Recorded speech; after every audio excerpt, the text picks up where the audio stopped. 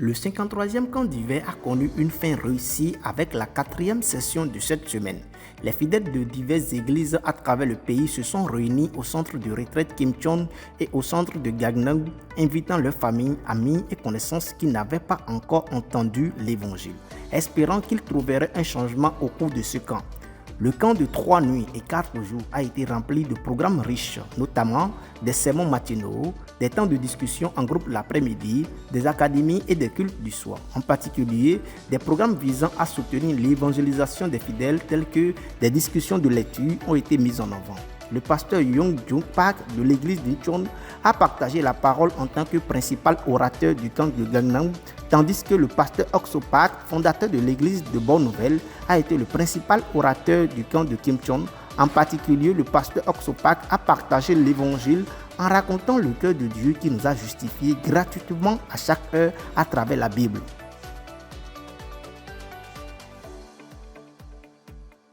L'église d'Incheon a organisé un culte spécial dans la région de Gyeonggi le 14 dernier avec la participation du pasteur Okso Park en tant qu'invité d'honneur.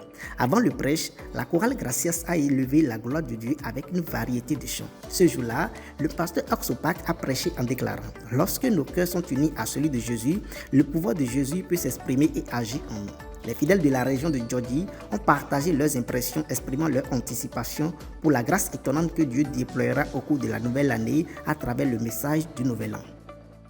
Le 10e camp d'hiver au Japon s'est déroulé du 12 au 15 janvier à Osaka. Des fidèles de tout le Japon se sont réunis pour apprécier les performances et de nouveaux venus ont eu l'occasion d'entendre l'évangile lors des sessions musicales. Le pasteur Kim Kak-chol de l'église de Bangkok en Thaïlande a été l'orateur principal et les fidèles japonais ont exprimé leur anticipation pour l'œuvre continue de l'évangile au Japon tout au long de l'année à venir. Le 14 janvier dernier, la cérémonie de remise d'attestation des volontés IOF en Ouganda a eu lieu à l'église de Kampala pendant le culte du Nouvel An le 1er janvier. Une cérémonie d'inauguration de plus de 300 membres du groupe de volontés IOF en Ouganda a eu lieu en présence du ministre des Affaires sociales Godfrey et tout au long de l'événement, les volontaires ont participé à diverses activités dans différentes sections, mais après le culte du Nouvel An, plus de 120 volontaires ont assisté au culte de dimanche à l'église de Kampala. La branche IYF en Ouganda prévoit de mettre en œuvre un programme de mission à court terme en 2024, envoyant de nombreux volontaires à l'étranger tout en préparant diverses activités nationales. Le 14 janvier dernier, l'église d'Ong-Séol a organisé un atelier d'apprentissage pratique de l'évangélisation.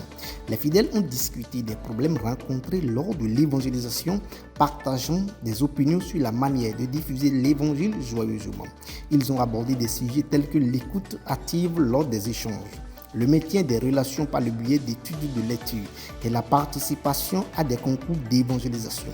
Le pasteur Baek Seong Dong a prêché sur la grâce de porter des fruits tout en partageant l'évangile, encourageant les fidèles.